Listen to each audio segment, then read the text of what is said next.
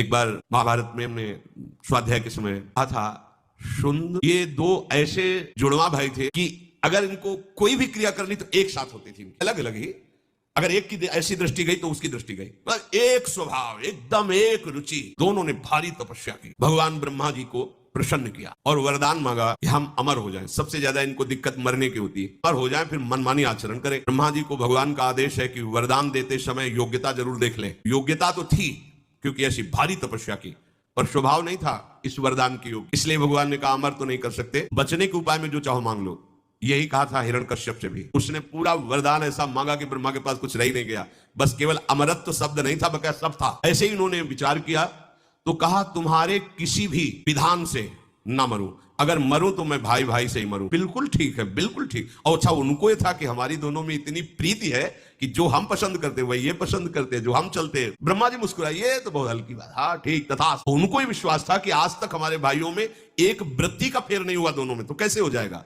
अब इन्होंने शुरू किया बड़े ब्रह्म ऋषियों के आश्रमों में आग लगा देना, अत्याचार, राक्षसी स्वभाव। ऋषि मुनियों ने ब्रह्मा जी को ध्यान के द्वारा वंदना की, प्रभु आपके द्वारा वरदानी ये कैसा है, देखो आपने क्या इनको वरदान दिया, हमारा श्राप भी काम नहीं करता इनके ऊपर, क्योंकि मरेंगे तो सिर्फ परस। अब चाहे जितना बड़ा कोई तपस्वी श्राप देगा तो वो लागू नहीं होगा, जहां भस्म हो जा आगे नहीं लगेगी। वरदान ब्रह्मा जी पूरी सृष्टि की विधाता है। ब्रह्मा जी ने कहा चिंता मत करो, इनकी व्यवस्था हम कर रहे हैं। अपने यहाँ की एक अप्सरा भेजी जिसका नाम तिलोत्तमा था। अगर एक तिल भर कोई देख ले तो मूर्छित हो जाए।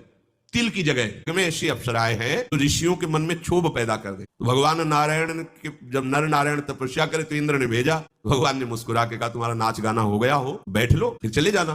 सब आश्चर्यचकित हो गए कि नर नारायण के ऊपर भगवान ने इसे खिलवाड़ में अपनी जंगा में ऐसे किया तो उर्वशी जी प्रकट हो गई। जो काम आया था भगवान को परास्त करने के लिए स्वयं मूर्छित हो गया उर्वशी को देख के।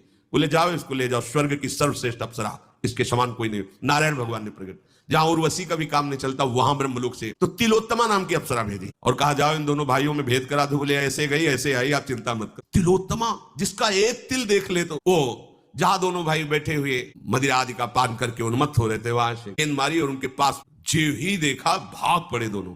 एक ने दाया हाथ, एक ने बाया हाथ, दोनों की तरफ। भुट्टे ने कहा भैया हाथ छोड़ो, हमने पकड़ा है तुम्हारी बेटी के समान पवित्र है। कहा धूर्त कहेगा मैंने पहले पकड़ा है, तुम्हारी माँ के समान, भाभी माँ होती है, अनुज बधु बेटी के समान पवित्र होती है। तिलोत्तमा ने कहा हम तो तुम दोनों को एक ही भाव से देख रही है। बोले ऐसा नहीं हो तो बोले फिर ये तुम निश्चय करो कि हम किसकी होंगी। वो बड़े ने कहा अब इसको मारते अब 1 मिनट नहीं लगा, क्योंकि था कि हम दोनों में ही मरे। जो ही प्रहार किया एक मरा।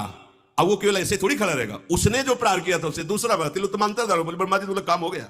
एक क्षण में उस ब्रह्मलोक में जाकर के जो वासना बनी रहती वहां का सुख भोगते, और अगर वासना टिकी रही तो फिर जन्म होता है।